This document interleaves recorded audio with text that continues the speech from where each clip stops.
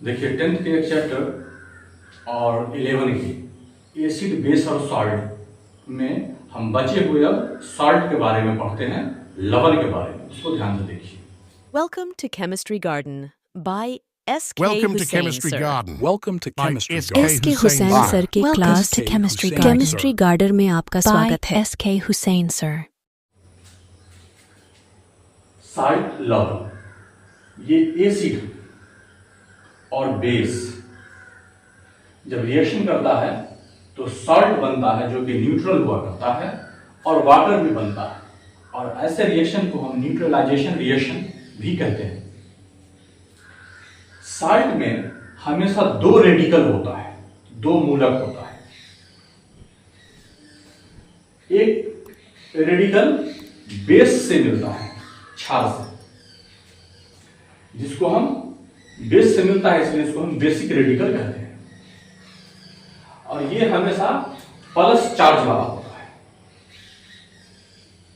तथा दूसरा रेडिकल कहां से मिलता है सॉल्ट को, तो एसिड से हाइड्रोजन को हटाया जाता है। एसिड जब हाइड्रोजन को हटा दिया जाता है, तो एसिड के द्वारा जब हाइड्रोजन को हटा दिया जाता है तो उससे प्राप्त होता है दूसरा रेडिकल, जिसको हम एसिडिक रेडिकल कहते हैं, और ये निगेटिव चार्ज वाला होता है। जैसे HCl प्लस NaOH बराबर NaCl प्लस H2O में ये सॉल्ट है, ये वाटर है, और ये रिएक्शन न्यूट्रलाइजेशन रिएक्शन उदासीनीकरण अभिक्रिया कहलाता है। तो यहां देखते हैं कि NaCl में Na प्लस होता है तो प्लस वाला बेसिक रेडिकल, और Cl माइनस होता है तो माइनस वाला एसिडिक रेडिकल होता है। NaCl और Na2SO4 में दोनों में Na कॉमन है, common basic radical Na plus है। सही बात है, दोनों में Na plus common basic radical है, तो इसीलिए इसको डायरेक्ट हम कह देंगे, दोनों में सोडियम है तो डायरेक्ट इसको कह देंगे हम सोडियम सॉल्ट। और NaCl और KCl में Cl कॉमन है, एसिडिक रेडिकल Cl माइनस है, इसलिए इसको हम कहेंगे क्लोराइड सॉल्ट। अब है कि सॉल्ट को भी 3 क्लास में क्लासिफिकेशन किया गया है। पहला, कॉमन सॉल्ट क्या होता है, टेबल सॉल्ट भी कहते हैं। वैसा सॉल्ट जिसमें डिस्प्लेस्ड H प्लस या OH माइनस ग्रुप नहीं होता है, वैसा सॉल्ट जिसमें हटाने के लिए H प्लस या OH माइनस ग्रुप होता ही नहीं है, तो किसको हटाएगा, उसी को हम कॉमन सॉल्ट कहते हैं। जैसे NaCl ना H है ना OH है, KCl Na2SO4 Na3PO4 KNO3 CuSO4 NH4Cl, ये सब हो गया कॉमन सॉल्ट। दूसरा होता है एसिडिक सॉल्ट। H प्लस को मेटल के द्वारा जब हटाएंगे तब जो सॉल्ट बनेगा, या उसको ऐसे कहें कि वैसा सॉल्ट जो बेस के द्वारा किसी एसिड का पूरा नहीं, मतलब अधूरा न्यूट्रलाइजेशन करेगा, तो उससे बनता है एसिडिक सॉल्ट। जैसे H2SO4 प्लस NaOH बराबर NaHSO4 plus H2O। Acidic salt में एक ही हाइड्रोजन है या एक से ज्यादा हाइड्रोजन भी हो सकता है, तो फिर से वो रिएक्शन करेगा, एक हाइड्रोजन पर आकर के रुकेगा, तो वह कहलाता है एसिडिक सॉल्ट। उसी तरह उल्टा है बेसिक सॉल्ट, वैसा बेस जिसका मॉलिक्यूल में एक से ज्यादा OH होता है, एक से ज्यादा OH रहेगा, ये एसिड के द्वारा न्यूट्रलाइज हो जाता है और न्यूट्रलाइज होकर के बेसिक सॉल्ट देता है। जैसे PbOH का होल 2 प्लस HNO3 बराबर PbOH का होल NO3 प्लस वाटर। इस सॉल्ट में बेसिक गुण तो होता ही है, उसके साथ साथ सॉल्ट का भी गुण पाया जाता है। अब हम देखते हैं, इसमें एक एग्जांपल पढ़ते हैं, सोडियम हाइड्रोक्साइड NaOH, या इसी को हम कॉस्टिक सोडा भी कहते हैं। ये कपड़ा सोडा में धोया जाता है, इसी में धोया जाता है। वॉशिंग सोडा खास आता है, इसमें भी लोग कपड़ा धो लेता है। बनता कैसे है? इसे क्लोर एल्कली प्रोसेस से बनाया जाता है। इसमें NaCl का हम सैचुरेटेड सॉल्यूशन ले लेंगे और लेने के बाद उसका इलेक्ट्रोलिसिस करेंगे। इलेक्ट्रोलिसिस विद्युत अपघटन करेंगे, जिससे Cl- जो है ना ऑक्सीडाइज होकर के एनोड पर जाकर के क्लोरीन गैस देता है, और Na+ कैथोड पर सोडियम मेटल में बदल जाता है। फिर सोडियम जो है वो पानी से रिएक्शन करके हमारा NaOH बना करके दे देता है। तो एनोड पर ये रिएक्शन होता है एट एनोड 2Cl- बराबर Cl2 + 2E, और कैथोड पर ये रिएक्शन होता है 2Na+ + 2E बराबर 2Na। तो कैथोड पर जो एनोड बन गया, कैथोड पर जो सोडियम बन गया, यही सोडियम वाटर के साथ रिएक्शन करके NaOH बना लेगा और हाइड्रोजन गैस निकलेगा। तो NaOH हमको बनाना था, NaOH हमको मिल गया। अब NaOH का क्या यूज होता है? साबुन और डिटर्जेंट बनाने में NaOH का यूज होता है, क्योंकि धोने का काम करता है, तो धोने वाला इसी से बनेगा। पेपर बनाने में भी NaOH का यूज होता है, और लेबोरेटरी में रिएजेंट के रूप में भी NaOH का यूज होता है। अब हाइड्रोजन गैस का क्या यूज है? वेजिटेबल ऑयल का हाइड्रोजिनेशन करके उसको वेजिटेबल घी में बदलने का काम हाइड्रोजन गैस के द्वारा होता है। हैबर प्रोसेस के द्वारा जो हम अमोनिया बनाएंगे, उसमें भी हाइड्रोजन गैस का इस्तेमाल होता है। अब क्लोरीन गैस का क्या यूज है? कपड़ा या कागज को विरंजित करने में भी हमको क्लोरीन गैस का यूज होता है। ब्लीचिंग पाउडर बनाने में भी हमको क्लोरीन गैस का यूज होता है, और वाटर को प्योर करने में, चूंकि इसमें कीटनाशक प्रॉपर्टी होती है, इसलिए पानी को प्योर करने में भी क्लोरीन गैस का यूज होता है। कुछ इंपॉर्टेंट पॉइंट्स जानिए। साल्ट में पॉजिटिव और निगेटिव दोनों आयन होता है। पॉजिटिव पार्ट बेस से आता है और निगेटिव पार्ट एसिड से आता है।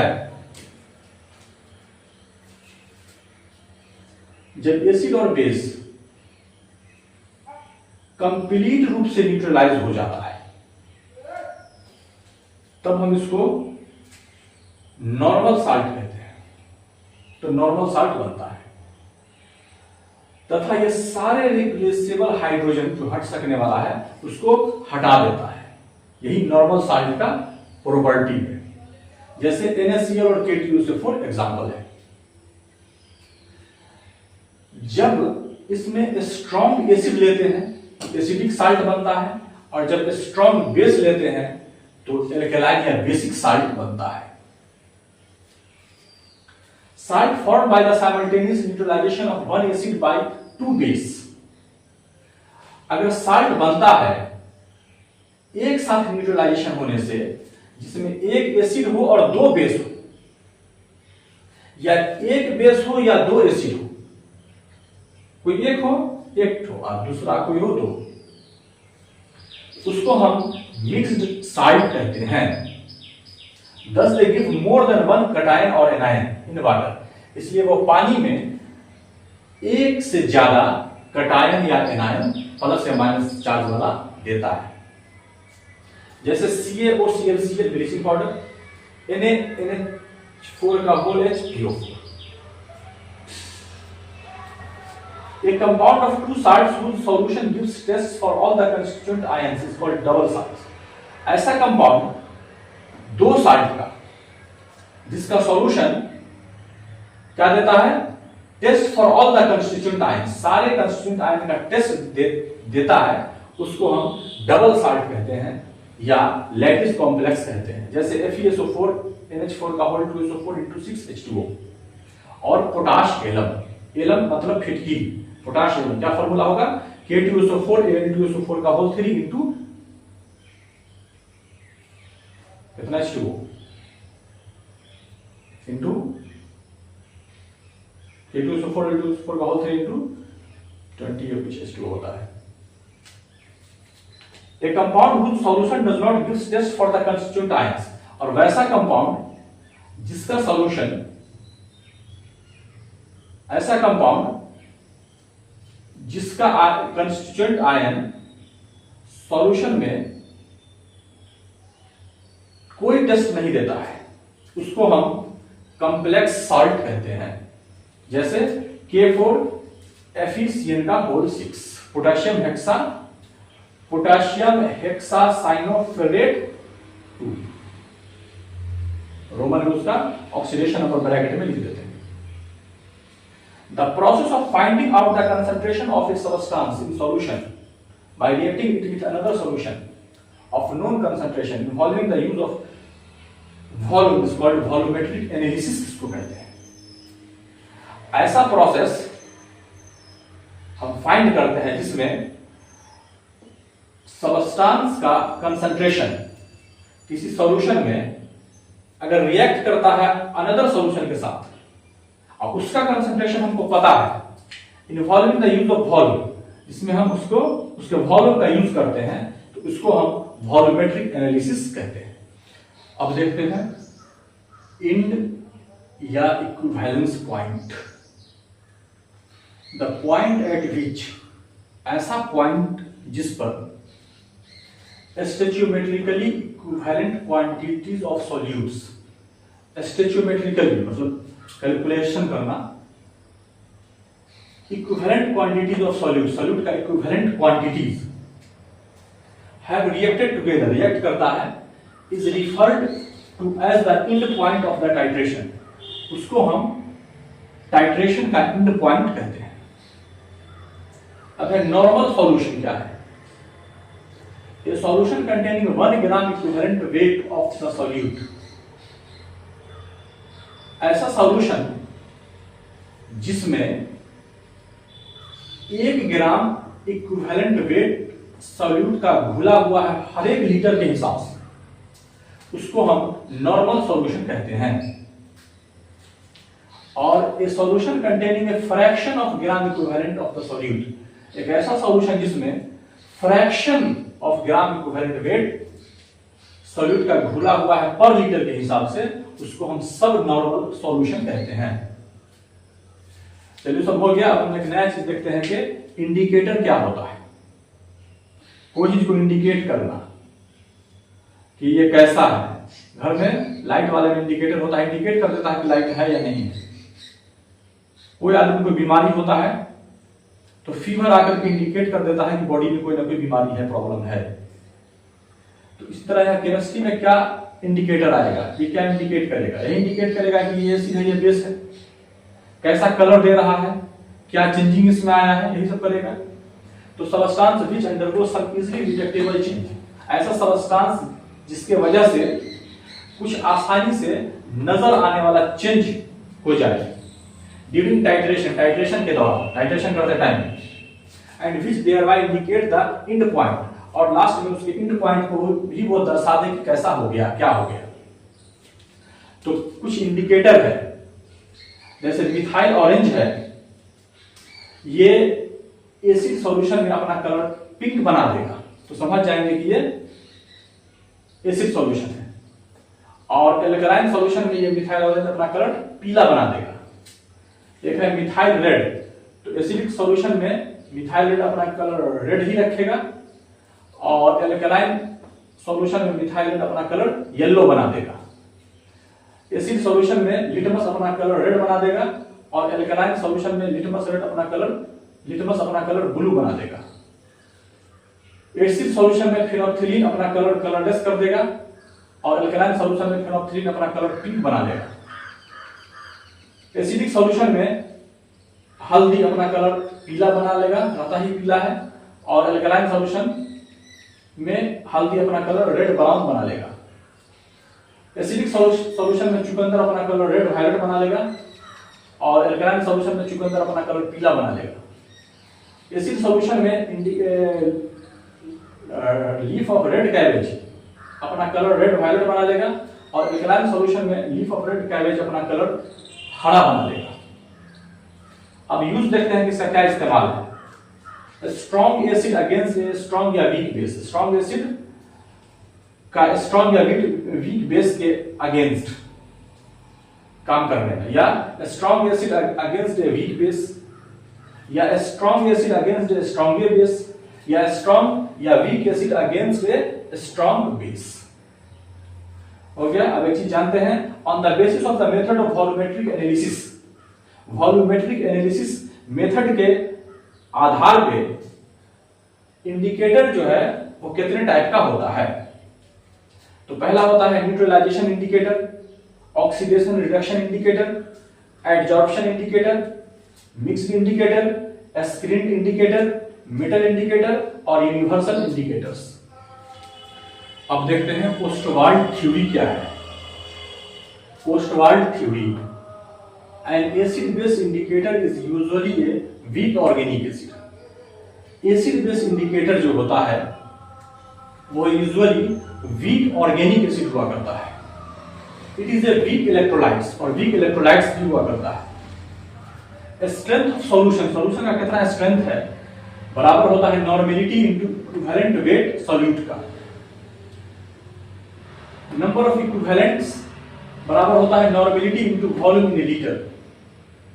नॉर्मेलिटी बराबर होता है x इनटू मोलरिटी बराबर strength in gram litre minus 1 by equivalent weight, और नॉर्मेलिटी बराबर wait percent into density into 10 by equivalent weight होता है, और नॉर्मेलिटी बराबर n1 v1 बराबर इंटू v2 होता है।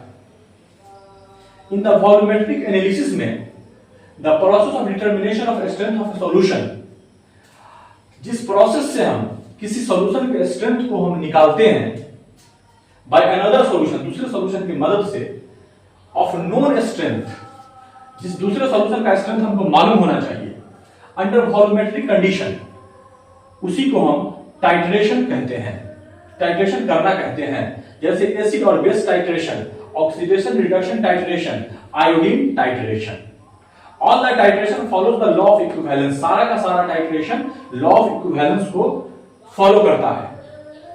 At the end point of A titration, titration के एंड में, एंड पॉइंट पर the volume of the two titration reacted, दो टाइट्रेशन का जो वॉल्यूम है वो रिएक्ट करता है, have the same number of equivalents, same number of equivalents के साथ या same number of milli equivalents के साथ। ये सब अब खत्म हो गया। अब एक लास्ट बचता है पीएच स्केल पढ़ना, उसके बाद कुछ न्यूमेरिकल बना लेंगे, तब ये खत्म हो जाएगा चैप्टर। तो देखिए पीएच स्केल के बारे में। पीएच स्केल देखिए पहले समझ लीजिए कि सोरेनसन ने 1909 में बनाया। कैसा स्केल बनाया? तो 0 से 14 उस स्केल पर लिखा हुआ था, और बीच में 7 है जो ये न्यूट्रल हुआ करता है, जिसका पीएच 7 होगा वो न्यूट्रल हुआ करेगा, और 7 से कम अगर पीएच रहेगा तो उसकी एसिडिटी बढ़ती जाएगी, और 7 से ज्यादा रहेगा तो उसकी बेसिसिटी बढ़ती जाएगी। लेकिन सोरेनसन को 1909 में पीएच स्केल लाने की जरूरत क्यों पड़ गई? जब हम इंडिकेटर से ही एसिड बेस पता कर लेते थे तब क्यों जरूरत पड़ी? तो इंडिकेटर के द्वारा कोई भी एसिड या बेस की पहचान तो हम कर लेते थे, लेकिन एसिड या बेस कितना मजबूत है ये हमको मालूम नहीं चल पाता था। तो एसिड की पावर को उसके H+ देने की जितनी ज्यादा कैपेसिटी होगी उतना ज्यादा वो एसिडिक होगा। पीएच में जो पीएच लिखने में पी क्या है?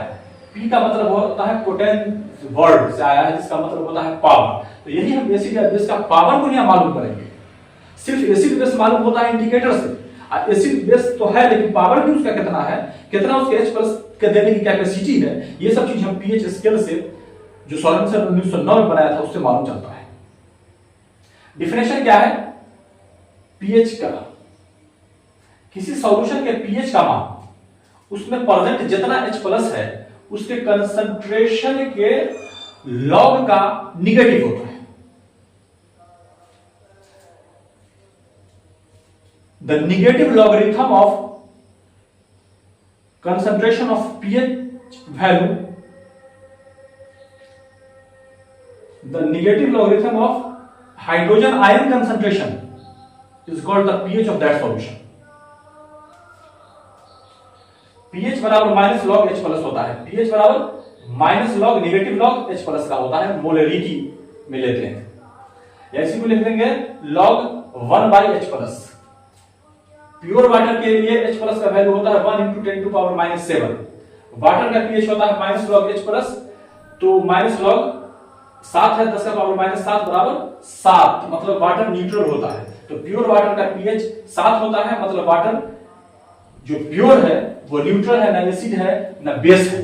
इसी कारण से हम देखते हैं कि वो एसिड बेस आयन में टूटता नहीं है, वो न्यूट्रल है। तो जब प्योर वाटर जो बरसता है पानी, या जो इंजेक्शन में भर के दवा के साथ इंजेक्शन लगाते हैं, वो भी होता है प्योर वाटर। जब किसी चीज में टच कर जाएगा तो वो फिर प्योर खत्म हो जाएगा, उसमें मिनरल का अंश आ जाएगा। तो देखिए इसके चलते होता है जब पानी बरसता भी रहता है तो पानी में तो करंट चलता है H plus OH minus ion में टूटने की वजह से, लेकिन पानी बरस भी रहा है और 11,033 का तार देखिएगा ऊपर में, रोड पे से ही क्रॉस किया है, ये सब देहात में नजर आता है। तो पानी बरस भी रहा है, वही पानी वहां से सचता हुआ एक रेगुलर फॉर्म में हमारे बॉडी पे भी गिर रहा है, लेकिन करंट नहीं लगता है क्योंकि वो वाटर प्योर है, उसमें करंट नहीं चलता है। नहीं तो ऐसे रहता तो करंट लगता।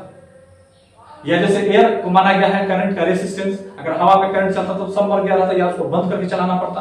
अब जानिए कि हमारे डेली लाइफ में, हमारे दैनिक जीवन में पीएच का क्या महत्व है, पीएच का क्या इंपॉर्टेंस है, पीएच से क्या फायदा या नुकसान है, इसको देखिए। दैनिक जीवन में पीएच का महत्व, importance of pH in daily life. पहला है डाइजेस्टिव सिस्टम, खाना पचाने में पीएच का काम होता है, पीएच का महत्व है, उसको देखिए। पेट में HCl निकलता है, जानते हैं, खाना पचाने के लिए, और उस HCl का पीएच मान 1 होता है, मतलब ज्यादा हार्ड एसिड होता है, तो खाना को पचा देता है, कोई बैक्टीरिया सबको जला देता है, ये सब काम करता है। अगर वो एसिड ना रहे, पीएच कम ना रहे तो बहुत दिक्कत हो जाएगी, खाना नहीं पचेगा और बैक्टीरिया सब भी बढ़ जाएगा। इफेक्ट ऑन टूथ, दांत पे भी पीएच का असर पड़ता है। देखिए जब हम मीठा कोई चीज खाते हैं तो बैक्टीरिया इसको डिकम्पोज कर देता है, तोड़ देता है, और तोड़ने के बाद एसिड बना देता है, तो मुंह में एसिड आ गया। एसिड जब हो गया, अगर वो एसिड 5.5 से उसका पीएच कमने लगा तो मुंह में ज्यादा एसिडिटी बढ़ गई। तब क्या होगा कि हमारे दांत का इनेमल, बॉडी का सबसे मजबूत पार्ट होता है इनेमल दांत का, वही डैमेज होने लगता है एसिड के बढ़ने से। तो माउथ का हमारे सलीवा है मुंह में, वो बेसिक होता है, उसके कारण कुछ हद तक एसिड को तो वो न्यूट्रल कर देता है, लेकिन ज्यादा एसिड बच जाता है। तो बचे हुए एसिड को न्यूट्रलाइजेशन करने के लिए टूथपेस्ट का इस्तेमाल कीजिए, वो बेसिक होता है, वो सारे एसिड को खत्म करके मुंह को न्यूट्रल बना देगा। और नहीं तो नीम के दंतमंजन के रस में भी बेस पाया जाता है, तो इसका भी दंतमंजन कीजिए तो मुंह को न्यूट्रल बना देगा, लेकिन और सब चीज से कीजिएगा तो नहीं होगा। थकान के समय बॉडी मसल्स में एसिड प्रोड्यूस होना, जब आदमी थकता है तो बॉडी मसल्स में भी एसिड निकलता है। मेहनत वाला काम कीजिएगा तो बॉडी में लैक्टिक एसिड बनने लगता है, और ये लैक्टिक एसिड बॉडी में दर्द और हार्डनेस मसल्स में ला देता है।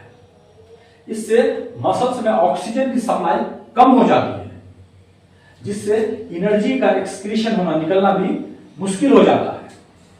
तो एनारोबिक मेटाबॉलिज्म का जब वेलोसिटी बढ़ जाता है तो मसल्स में सारा लैक्टिक एसिड एक जगह पे जमा हो जाता है।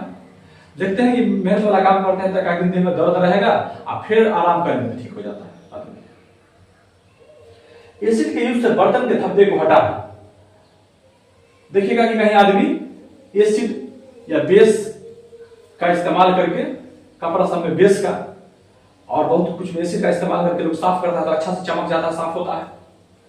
तो कॉपर के बर्तन पर बेसिक कॉपर ऑक्साइड का लेयर छा जाता है, जिसके वजह से उस कॉपर के बर्तन की चमक खत्म हो जाती है।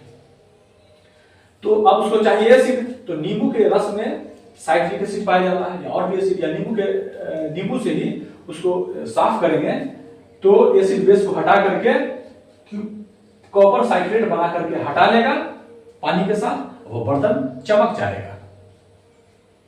पीएच ऑफ सॉइल, सॉइल का पीएच 7 के करीब न्यूट्रल होना चाहिए, तो उसमें पौधा आसानी से प्लांट बढ़ेगा, ग्रो करेगा। लेकिन अगर सॉइल में एसिडिटी ज्यादा हो जाए तो क्या कीजिएगा, उसमें चूना या कैल्शियम कार्बोनेट डाल देंगे, तो ये सब बेस होता है, उस एसिडिटी को घटा करके पीएच को कम कर देगा। तो पौधा सही से उगेगा। पीएच और जलीय जीव, अगर एसिड रेन होता है तो जो पानी में एसिड ज्यादा जाएगा और पानी का पीएच बहुत कम हो जाएगा, तो उसमें जो जलीय जीव रह रहा है उसकी जिंदगी खतरे में पड़ जाएगी। नेचर द्वारा न्यूट्रलाइजेशन की व्यवस्था करना। देखिए, नेचर में हर कुछ व्यवस्थित पहले से इंतजाम किया हुआ है। कैसे?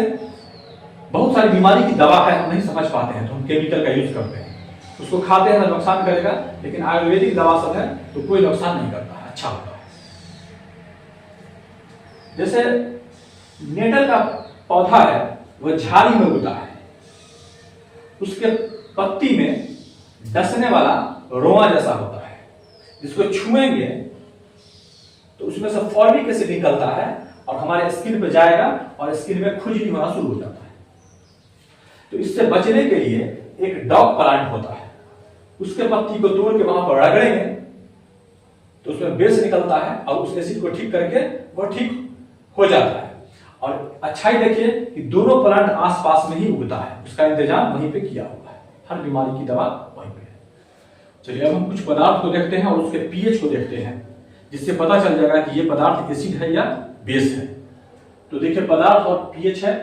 अमाशय रस, पेट में जो रस निकलता है HCl खाना पचाने के लिए, उसका पीएच 1 होता है, वो एसिड होता है। नींबू का रस 2.5 होता है, वो एसिड होता ही। सिरका का पीएच 3 होता है, वो भी एसिड होता है। टमाटर का रस 4.1 है, वो भी एसिड है। पसीना 4.5 है, वो भी एसिड है। एसिड रेन 5.6 है, वो एसिड है ही। यूरिन 6 है, वो भी एसिड है। दूध 6.5 है, वो भी एसिड है। अब प्योर वाटर 7 है, वो न्यूट्रल है। आंसू 7.3 है, वो बेसिक है। खून 7.4 है, वो बेसिक है। पित्तरस 7.5 से 8.8 है, वो भी बेसिक है। और चूना जल 11 है, वो भी बेस है। कुछ न्यूमेरिकल्स पे है, इसको देखिए। Calculate the number of milli equivalent of H2SO4। Calculate the number of milli equivalent of H2SO4। H2SO4 का नंबर ऑफ मिली इक्विवेलेंट निकालना है, प्रेजेंटिंग जो के 10 ml N/2 H2SO4 सॉल्यूशन में है। नंबर ऑफ मिली इक्विवेलेंट बराबर होता है नॉर्मेलिटी इंटू वॉल्यूम। तो नॉर्मेलिटी 1/2 इंटू 10 तो 5। दूसरा है 100 ml सॉल्यूशन ऑफ KOH जो है वो रखा हुआ है 10 मिली इक्विवेलेंट ऑफ KOH के साथ। तो इसका स्ट्रेंथ बदलाइए नॉर्मेलिटी में और ग्राम पर लीटर में। तो नॉर्मेलिटी बराबर होता है number of milli equivalent by volume in millilitre. तो नंबर ऑफ मिली इक्विवेलेंट कितना है? 10 बाय वॉल्यूम 100 दिया हुआ है, तो होगा 0.1। तो स्ट्रेंथ इसका कितना हो गया सॉल्यूशन का? N/10। 1/10 लिखेंगे मतलब N/10। तो strength in gram per litre में निकालिए, तो होता है normality into equivalent weight. Normality 1/10 है इंटू इक्विवेलेंट वेट दिया हुआ है, तो इसका निकालिएगा तो निकलेगा 56, तो हो गया 5.6 gram per litre. What weight of KMnO4 will be required to prepare? कितना वेट KMnO4 का चाहिए जिससे हम 250 ml इसका N/10 सॉल्यूशन बना लें। If equivalent weight of KMnO4 तो दिया हुआ है 31.6, तो मिली इक्विवेलेंट ऑफ KMnO4 बराबर 1/10 इंटू 250, तो 25। इक्विवेलेंट ऑफ KMnO4 25 बाई 1000 लेंगे वॉल्यूम बराबर 0.025। तो वेट ऑफ KMnO4 कितना चाहिए?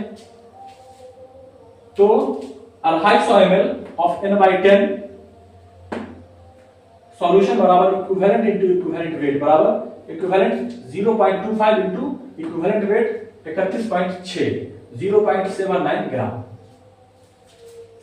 A sample of Na2CO3 into 10H2O है, उसका वेट है 0.62 ग्राम। उसको हम ऐड करते हैं 100 ml 0.1 NH2SO4 के साथ। विल बी रिजल्टिंग सॉल्यूशन, जो सॉल्यूशन बनेगा वो एसिडिक होगा या बेसिक होगा या न्यूट्रल होगा ये बताना है। तो equivalent of Na2CO3 into H2O बराबर 0.62 बाय इसका वेट 62 तो 0.01 equivalent weight of Na2CO3 into H2O यही 62 हुआ है। Mean equivalent of Na2CO3 into H2O बराबर 0.01 into 1000 वॉल्यूम तो 10। मीन इक्विवेलेंट ऑफ H2SO4 बराबर 0.1 into 100 तो 10। इसलिए चूंकि mean equivalent of Na2CO3 into 10H2O बराबर है H2SO4 के, इसलिए यह सॉल्यूशन न्यूट्रल होगा। पांचवा है ए solution of 0.5 gram sample of H2O2। एक सॉल्यूशन है जिसका 0.5 ग्राम सैंपल H2O2 से रिएक्ट करता है विथ 0.632 ग्राम ऑफ KMnO4 के साथ in the presence of H2SO4 के। Calculate the percentage purity of the sample of H2O2। तो परसेंटेज प्यूरिटी बताइए H2O2 सैंपल का। तो 2 KMnO4 या ऑक्सीडेशन नंबर Mn का +7 है, +3 H2SO4 +5 H2O2 बराबर K2SO4 +2 MnSO4। Mn का यहाँ ऑक्सीडेशन नंबर 7 से 2 हो गया, +8 H2O +5 ये रिएक्शन है। इसमें इक्विवेलेंट वेट ऑफ KMnO4 का निकालेंगे तो क्या निकलेगा? Molecular weight by change in oxidation. तो मॉलिक्यूलर वेट कितना होता है KMnO4 का? 158 निकलेगा। आज चेंज ऑफ ऑक्सीडेशन नंबर कितना हुआ है? 7 से 2 हुआ है, तो 5 चेंज हुआ है, तो 31.6 आया। इक्विवेलेंट वेट ऐसे ही निकलता है। इक्विवेलेंट वेट निकालने के लिए molecular weight by change in oxidation number. अब मॉलिक्यूलर वेट कैसे निकलेगा क्या मालूम होगा? सब एटम नंबर का डबल मास नंबर कीजिए, आज जो जितना है उतना जोड़ दीजिए, हो जाएगा मल्टीप्लाई करके अगर है तो। चूंकि 2 मोल ऑफ KMnO4 कंबाइन करता है 5 मोल ऑफ H2O2 के साथ, या 10 इक्विवेलेंट इसको लिख सकते हैं। KMnO4 कंबाइन करता है 5 मोल ऑफ H2O2 के साथ, इसलिए एक इक्विवेलेंट कंबाइन करेगा हाफ मोल H2O2 के साथ। इसलिए इक्विवेलेंट वेट ऑफ H2O2 कितना होगा? Molecular weight by 2। तो मॉलिक्यूलर वेट H2O2 का निकलेगा 34/2 मतलब कि 17। तो मिली इक्विवेलेंट ऑफ H2O2 बराबर मिली इक्विवेलेंट ऑफ KMnO4, इसलिए इक्विवेलेंट ऑफ H2O2 बराबर इक्विवेलेंट ऑफ KMnO4। इसलिए x/17 बराबर 0.632 बाय 21.6। यहां से x निकाल लेंगे तो 0.34 बाय 0.4 into 100 मतलब के 85%। Find out the volume in ml। Volume निकालिए मिलीलीटर में। किसका? ऑफ 0.1 HCl सॉल्यूशन का। Required to react completely with, जो कितना रिक्वायर्ड होना चाहिए जो कंप्लीटली रिएक्शन करे 1 ग्राम मिक्सचर ऑफ Na2CO3 और NaHCO3 के, कंटेनिंग इक्विमोलर अमाउंट दोनों कंपाउंड का है।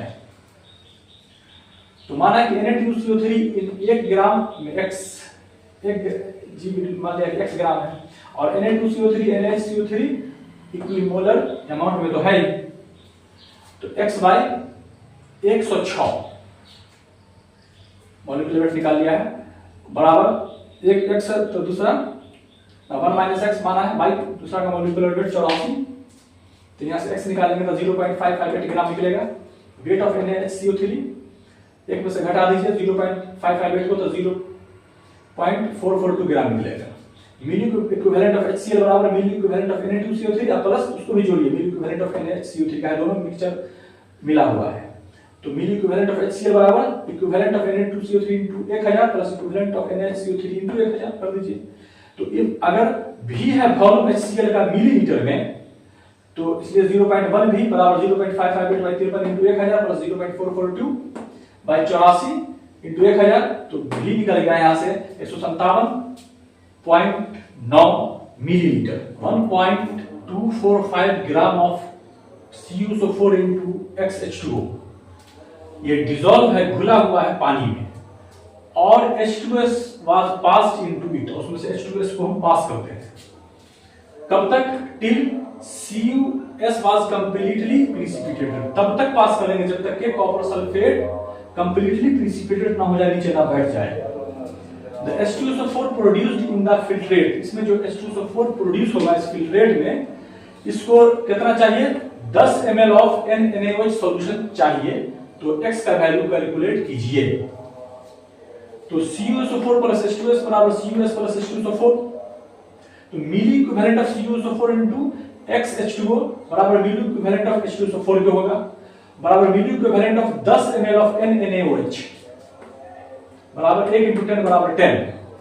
इसलिए number of equivalent of CuSO4 into XH2O बराबर 10 बाई 1000। तो weight of copper sulphate into XH2O बराबर इक्विवेलेंट वेट बराबर 10 बाई 1000 इनटू 159.5। इसका मॉलिक्यूलर वेट निकलेगा प्लस 18x बाई 2 बराबर 1.245। तो 18x बराबर 89.5, ये x का वैल्यू निकालेंगे तो लगभग 5 निकलेगा। लास्ट ए पॉलीवैलेंट मेटल, पॉलीवैलेंट मेटल होगा ज्यादा वैलेंसी वाला मेटल, जिसका वेट है 0.1 ग्राम और हैविंग एटॉमिक वेट उसका 51 है। रिक्वायर्ड विद डाइल्यूट H2SO4 के साथ कितना रिक्वायर्ड होगा, जिसमें वो देगा 43.9 ml ऑफ H2। कहां? एट STP पर, स्टैंडर्ड टेंपरेचर प्रेशर पर, या NTP normal temperature pressure. The solution containing the metal in this lower oxidation state, solution जो मेटल को इस लोअर ऑक्सीडेशन स्टेट में रखा है वाज फाउंड टू रिक्वायर्ड उसको 58.5 ml of 0.1 n permanganate चाहिए कंप्लीट ऑक्सीडेशन होने के लिए। What are the valencies of the metal, तो मेटल का वैलेंसी बताइए। मेटल है 0.1 ग्राम और H2SO4 बराबर H2 गैस निकलेगा, मेटल का ऑक्साइड बनता है जो कि बेसिक होता है। इसे बात पढ़ेंगे तो मेटल आइए है कितना 43.5 ml एट ST। तो 0.1 बाई 51 दिया हुआ है मॉलिक्यूलर वेट, एटॉमिक वेट, तो 51 by x equivalent 43.9 by 11200 STP पर होता है इक्विवेलेंट। तो इक्विवेलेंट वेट ऑफ मेटल बराबर 51 by x, equivalent weight of metal बराबर इक्विवेलेंट वेट ऑफ हाइड्रोजन के बराबर है। तो 0.1 बाई 51 बाई x बराबर 43.9 बाई 11200। x का वैल्यू यहां से निकालेंगे तो निकलेगा 2। Metal change from lower oxidation number 2 से हायर ऑक्सीडेशन नंबर मान लिया कि y तक चेंज होता है। इसलिए इक्विवेलेंट वेट ऑफ मेटल बराबर 51 by change in oxidation number बराबर 51 बाई 4 माइनस 2। तो equivalent weight, equivalent of metal बराबर equivalent weight of equivalent of KMnO4 बराबर मिली equivalent of KMnO4 by milli में है बाई 1000।